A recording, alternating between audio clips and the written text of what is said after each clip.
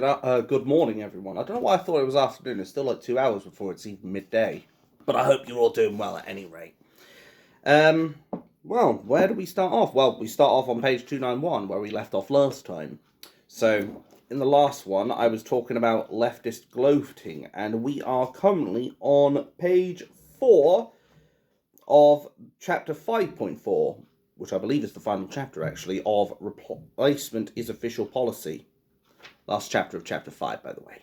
So, and then after that, I don't know if I can get through all of this. I don't think I will, but before too much longer, we'll be moving on to page 6, chapter 6, which will be Real Democracy.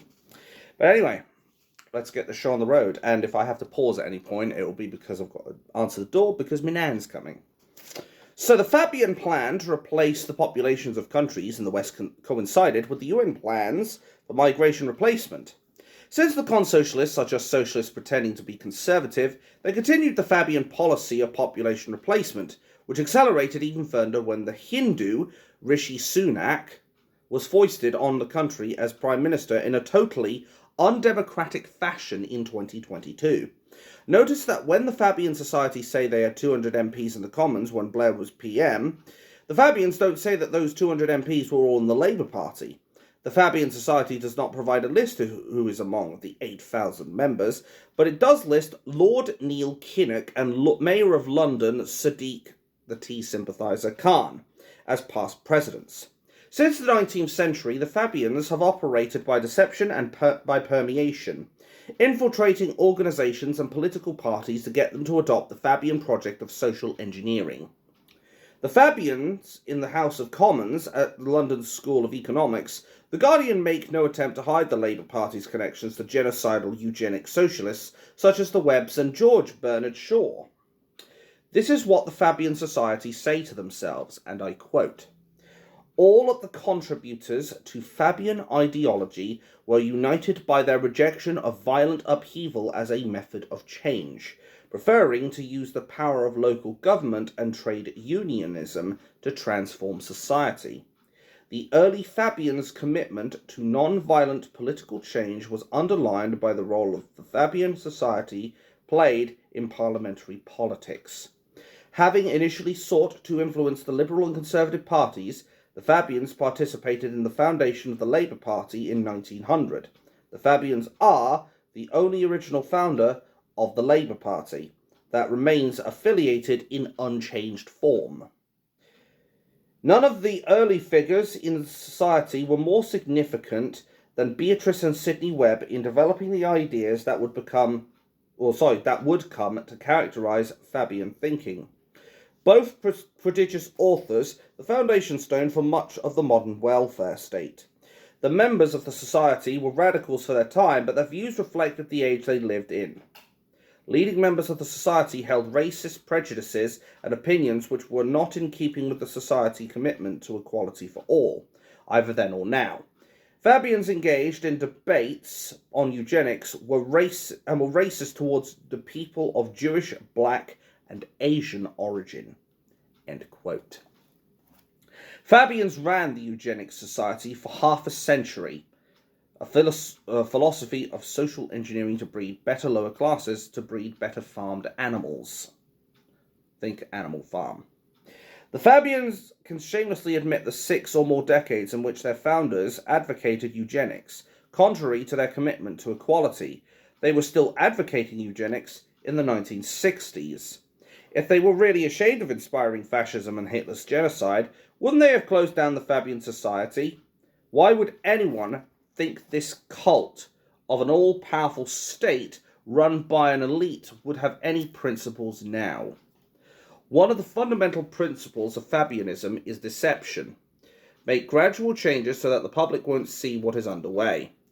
The Fabians just assert now that they are committed to equality, and gloss over the decades in which the Fabian figureheads and founders praised Marx, Mussolini, Lenin, Stalin, and Hitler. Harlan and Stittler. Anyway, decades during which the same Fabian leaders promoted eugenics and did their best to excuse genocide. Can you imagine the scandal if some university and prime minister were to honour Oswald Mosley or Enoch Powell? The university and the Prime Minister involved would never be allowed to escape the howls of denunciation. I think that actually stopped me from having my first stroke there. Howls of denunciation. But Fabians are immune to that because they are a core group of the oligarchy. Hence, so many of them are Sir and Lord, even if, in my humble opinion, they are not worthy of those titles, quite frankly. It is important to compare far-right Oswald Mosley with far-right Enoch Powell, to show not only were their stroke number one, that their politics entirely opposite of each other. Well, that cough did a load of good, didn't it? 30 seconds later, stroke number one. But between them, they provide the framework for British politics of the past 100 years. That these two men are so demonised tells us more about what the oligarchy seeks to hide than it does about either Mosley or Powell. Sir Oswald Mosley was an aristocrat who didn't go to university. Oh, by the way, before I continue any further, I've had to move the camera as, obviously, the camera's kind of pointing towards the door and my nan's here, so out of respect, I made sure she's off camera. Anyway, Powell came from, God, English is hard now, from a lower middle class family and was an outstanding scholar and academic. Mosley was descended from a family of Ernol de Mosley. In light of the French name, it's obvious Mosley had ancestors who were part of the Norman invasion, which subjugated the English people. Mosley fought in World War I. Even though Powell was safe as a professor of Greek at the University of Sydney, he was itching to travel 10,000 miles to fight in World War II. So much did he despise National Socialism. Both men ended up as MPs in Britain. Beyond this, they had almost nothing in common apart from being very independent-minded and both being despised in Britain as, quote-unquote, far-right, some 20 years after each had fought for Britain in different world wars. Mosley started his political life as a Con-Socialist MP, but don't imagine him as some Thatcherite. Even as a Con-Socialist MP in 1918, Mosley was showing his commitment to state intervention in the economy. Young Conservative MPs like Sir Oswald Mosley held quite advanced views and spoke of the need for the state to intervene to improve working class housing, to extend the wage board system, and to socialise certain basic industries. Notice the quoted professor of politics sees the socialism of Mosley as being advanced, that is, ahead of where things are going. What Mosley's Con-Socialist Party was like shows how Thatcher's conservatism was at least ideologically very different from the statism of the Con-Socialist Party throughout the past 120 years. In fact, the 19th century Conservative Party was also highly statist, even socialist.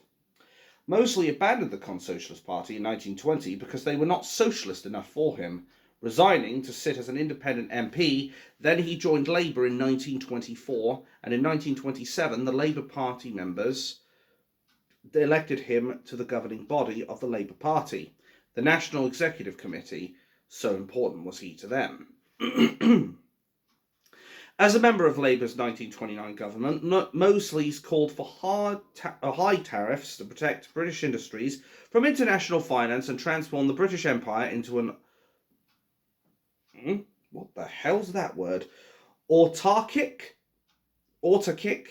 Yeah, sounds about right. Autarkic trading bloc for state nationalisation of main industries for higher school leaving ages and pensions to reduce the labour surplus, and for a programme of public works to solve interwar poverty and unemployment.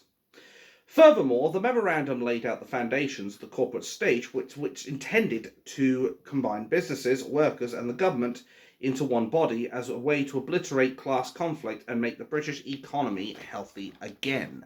As an undergraduate at Cambridge, J.M.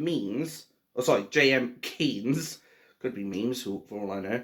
Anyway, J.M. Keynes had been a Fabian and then spent decades in close association with other Fabians.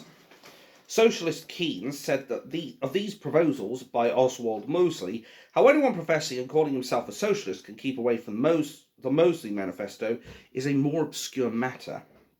When Mosley issued his Mosley Manifesto, Socialist MP Oliver Baldwin, son of the Con-Socialist Prime Minister Baldwin, was a signatory to the Manifesto. Baldwin Jr., I don't know why my eyes have just gone blanked off somewhere, was passionate about socialism with his Soviet quality and inherited his father's earldom, and he too was a member of the Fabian Society. When Moseley abandoned the Labour Party in 1930 and created the new party, John Strachey, MP, joined Moseley in that party. Strachey had an almost worshipful attitude towards Moseley. Just a couple of years later, Strachey was to turn against Moseley, and throughout the 1930s, Strachey was a Leninist, attacking Keynesianism from the position of Marxism until the end of the 1930s, where Strachey became a Keynesian. Thus, the same prominent MP went from Fabian socialist to Moseleyan to Leninist to Keynesian in the space of a decade or so. Strachey had been in the Fabian Society in 1924, left it when Moseley did in the early 1930s. Then in 1943, Strachey returned to the Fabian Society. So much for Moseley being far right. He was simply one stop on the tour of socialist ideologies in the 1930s. Moseley's socialist views shouldn't be surprising.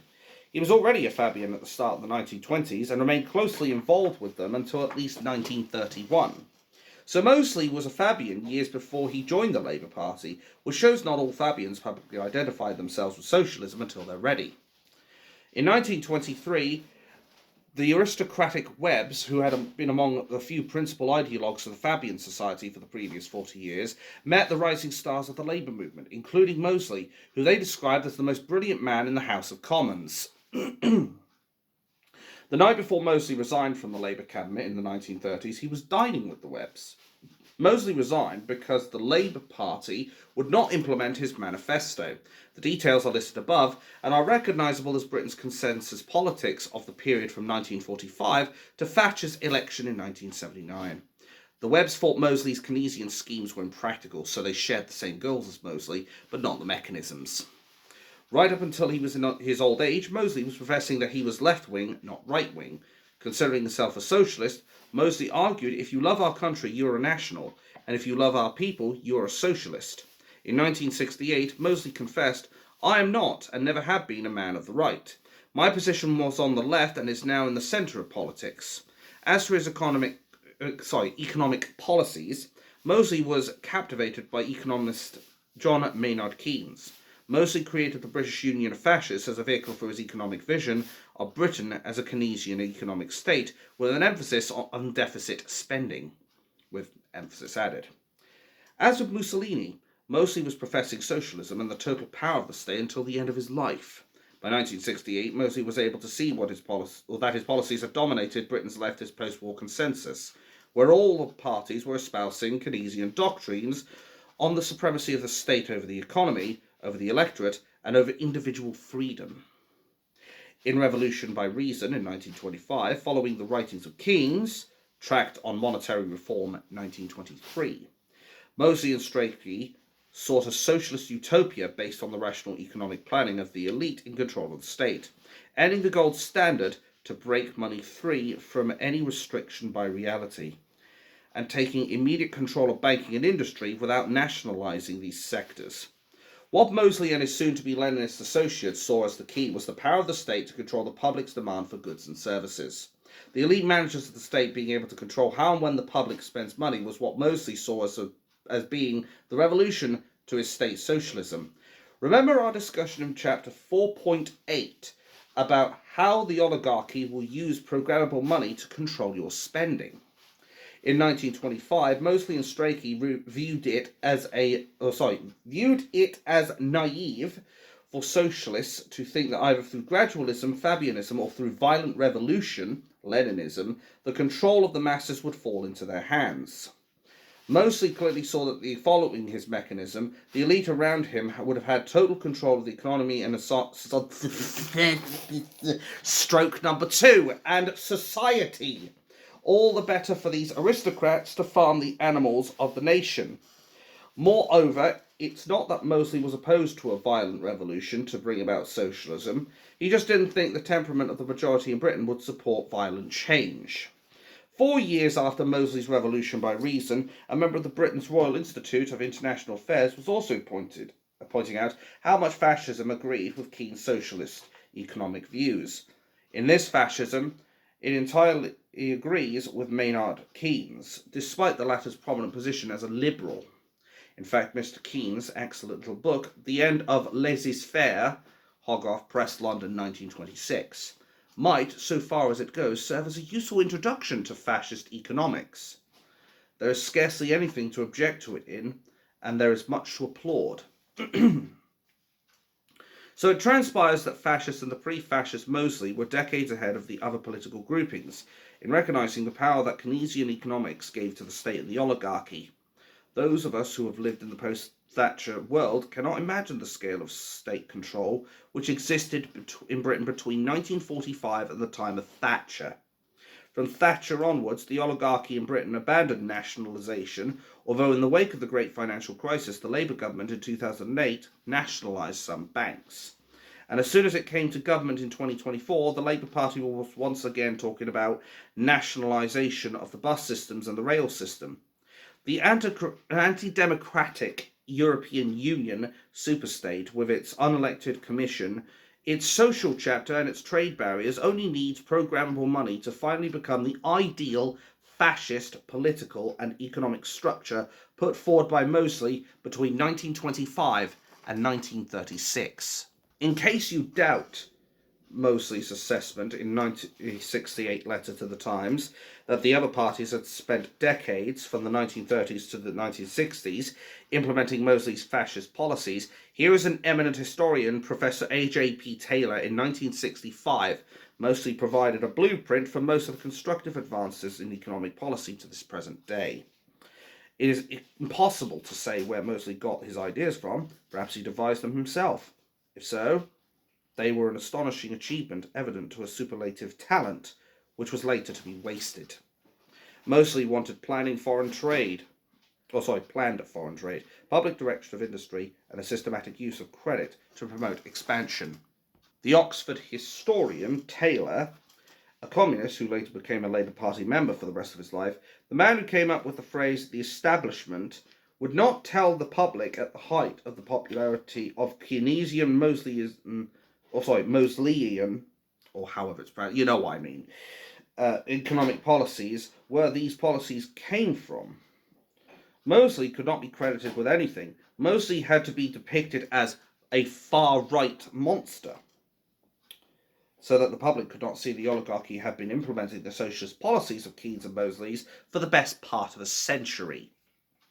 The respected Fabian and eugenicist Lord Keynes must not be seen as the inspiration for the socialist fascism as of Mussolini and Mosley. The trade unions, syndicalists and guild socialists had to be protected for their corporatism inspiring Mussolini and Mosley. And neither could the Fabians acknowledge their long association with Mosley, despite Mosley's biographer talking of Shaw's support for Mussolini and Hitler, nor with Mosley having been heavily influenced by Shaw. Shaw saw fascism and communism alike as twin expressions of the collectivist Fabian creed he had preached ever since the 1880s. His collectivism and his doctrine of the Superman thus combined to make him look with favour on the social experiments initiated by Hitler and Mussolini. Mosley, of course, had been heavily influenced by Shaw himself. Shaw reciprocated the esteem and supported virtually the whole of the BUF's, or the British Union of Fascism, programme. But like many who recognised Mosley's abilities and seriousness, he did not think that Mosley's fascism would succeed in England. Remember, we showed above how Shaw is still esteemed by Tony the War Criminal Blair and the modern Fabian society. While Shaw was enamoured of Mosley, Mussolini and Hitler in 1932, when Mosley had transformed his new party into the British Union of Fascists, Beatrice Webb had turned against Mosley. Like Mosley's collaborator Strachey, who had been working for Mosley from the mid-1920s until just after the formation of Mosley's new party. The Webbs embraced genocidal Soviet communism rather than fascism or National Socialism. British Fabian socialism sits on the same shelf as fascism and Stalinism, three varieties of socialist sibling rivalry, barely any difference between them. What distinguishes the socialism of Mosley from that of the Fabians? The Fabians wanted total state control administered by an elite oligarchy. Fascists wanted total state control administered by a dictator and staff drawn from various corporate bodies, industry and trade unions. No one objected to Mosley's socialism until Mosley associated himself with Mussolini. Up until that point, Mosley had been espousing Fabianism and Keynesianism. You could see why the Fabians rejected revolution. With a revolutionary situation, they could not be assured of control. Who knows which group becomes the oligarchy after all the chaos thrown up by the violent revolution? You can see from Mosley's discussion above on socialism by violent revolution, he makes this risk explicit. You can see why Britain's oligarchy have despised Mosley. If he had got his way, there may have been no place for them controlling the masses. The dictator and his corporations would control the masses. So to fool the public into thinking that there was a chasm between the socialism of the oligarchy and the socialism of Mosley, the oligarchy created a mythical demon out of Mosley and fascism. Because in truth, there's only a sliver of difference between Mosley and the policies which have been dominated by the West since the 1940s, namely the absence of a dictator. The ideology of democratic elitism, chapter 3.4, is what the oligarchy used to justify their exploitation. There's no dictator, but also the farmed animals are kept in their place by an elite. Allegations of racist and far right are the signals they use to herd the sheep away from looking at the facts and reality. Mosley was a socialist in the 1920s, just as he was a socialist in the 1930s, when he aligned with the socialist Mussolini. Up until the early 1930s, there's no appearance that Mosley was even as anti-Semitic as Karl Marx, and a host of 19th century German and French socialists were. Nor was Mosley as anti-Semitic as the 1918 National Socialists elected to the British Parliament, who immediately merged with Britain's Labour Party. In 1928, Jew-hating fascists in Britain were denouncing Mosley as being in the pay of the Jews. Communists in Britain then used Jews as mascots to attack Mosley, as Mosley's Jewish biographer pointed out. Just as communists have used Muslims against Jews since the 1960s. It wasn't until the end of the 1950s that Mosley started to advocate, I say let the Jamaicans have their country back and let us have ours. And as he stated in his letter to the Times in 1968, from the 1920s to the 1960s, Mosley was left-wing. But the oligarchy have created a fake far-right Oswald Mosley, just as the stroke number 3, Marxist Mosley. Where have I? I've lost it. Marxist Mussolini and National Socialist Hitler were made to join this fake far-right. Britain's oligarchy distract from their fascist state by funding fake anti-fascists to smear all the opposition to the oligarchy as far-right. The year 1968 is also significant in contrasting Mosley with Enoch Powell. Powell saw that there was 3 dangers facing the British people: socialism, immigration, and the EU superstate. This was the year in which Enoch Powell made his so-called Rivers of Blood speech, and the controversy around that speech is all that Powell is remembered for.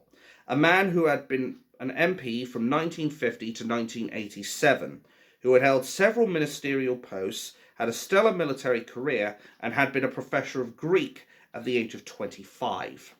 That the content of that speech came to define him says more about the power politics being played by the oligarchy than it does about Powell himself.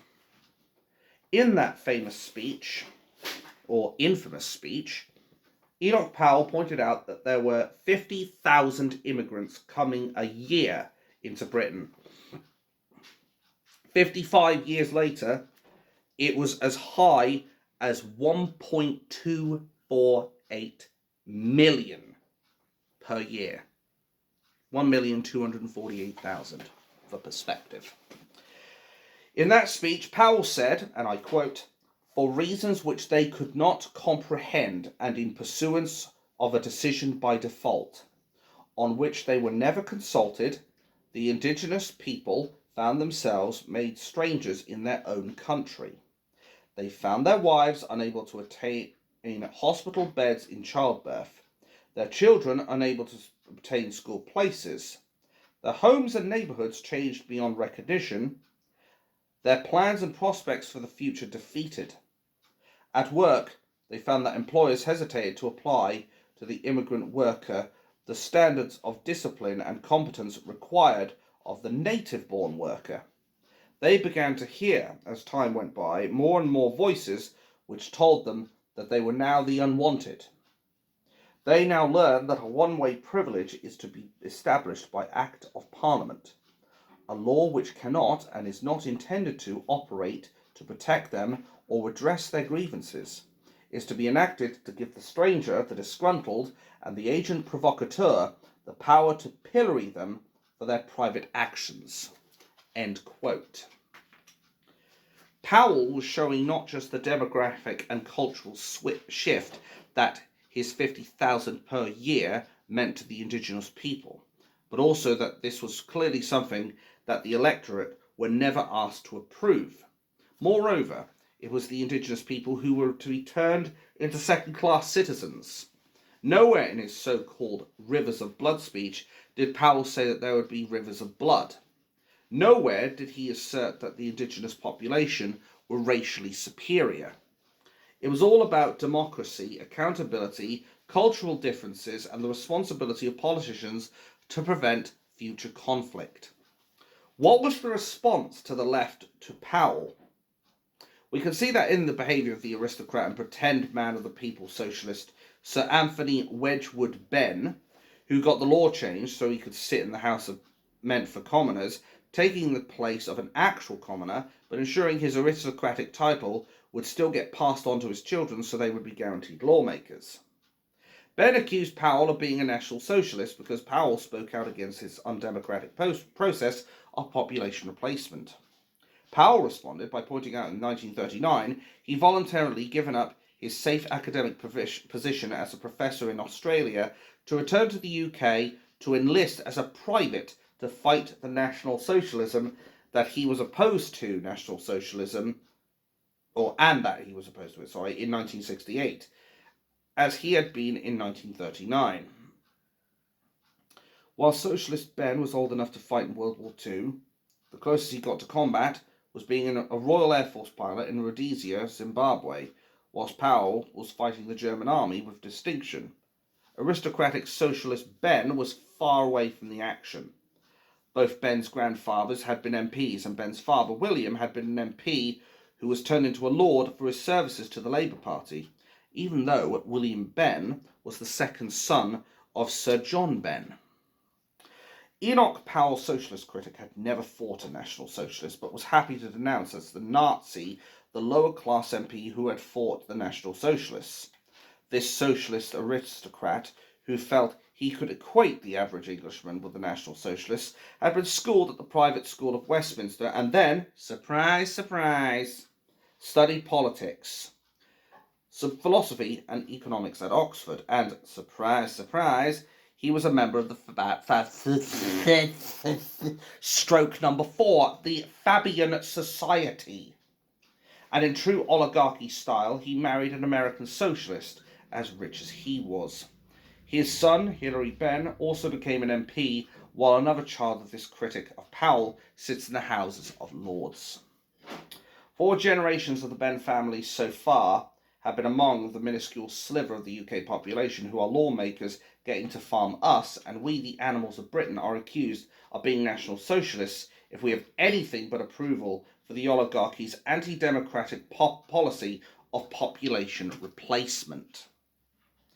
Unlike the Benn family, though, none of Powell's ancestors had been members of the oligarchy, nor apparently any of Powell's descendants. The Con-Socialist Party leaders did not defend Powell from such baseless attacks by the far-left members of the oligarchy. Yet, ironically, it was Powell's popularity among the indigenous people which allowed the treacherous Con-Socialist Party to win the general election of 1970. Polls showed that the vast majority of the indigenous British people supported Powell over and over thousands of industrial workers. especially in London, went on strike and marched in support of Powell. Powell was reading anti-socialist Hayek by the early 1950s, and by 1965, in January, Hayek himself was saying that any hope in opposing socialism in the UK lay with Powell.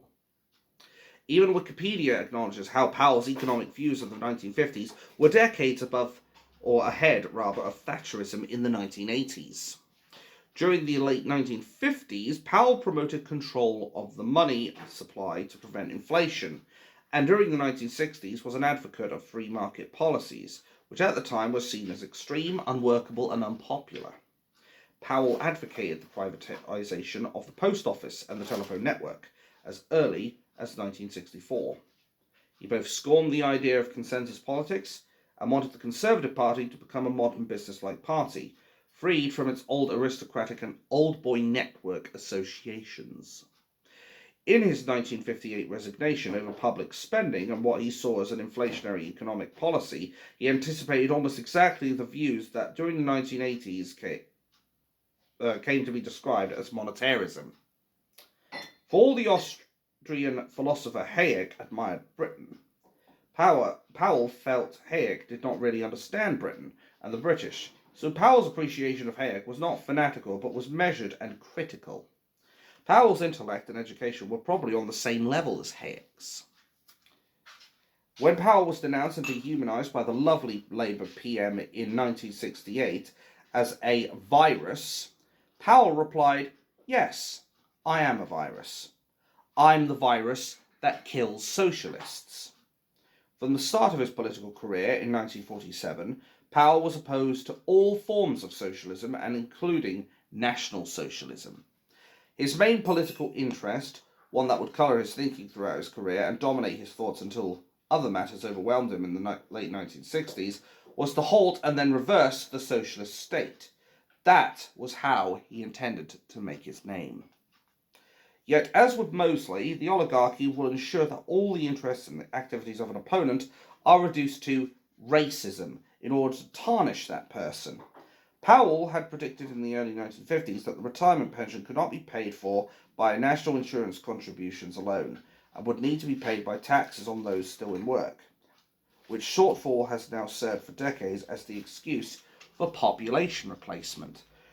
Powell realised that the permeation of socialist ideas had gone so far that there was even a fifth column of socialists within its party. Powell knew well the seductive hold statism had over some of his colleagues, and added, "Nor is the enemy not only outside the gates, he is inside as well. A fifth column wearing sometimes the most disarming and unsuspecting of stroke number 5, unsuspected of disguises. Here at home, it is only the avowed or conscious socialist who can be heard arguing for more state action, clamouring in every difficulty for the government to intervene, making the case for subsidy here, control there, restrictions somewhere else." Powell even had an explanation for why people ought to know better were instead collaborators with the insane tax-paying, spending, inflationary growth of the authoritarian state, because they were being bought off by the state. The collaborators, seduced by patronage, sat on committees in Whitehall or on boards, or advised on nationalisation, or agreed to operate government controls, and Powell depicted this as a brand of treachery.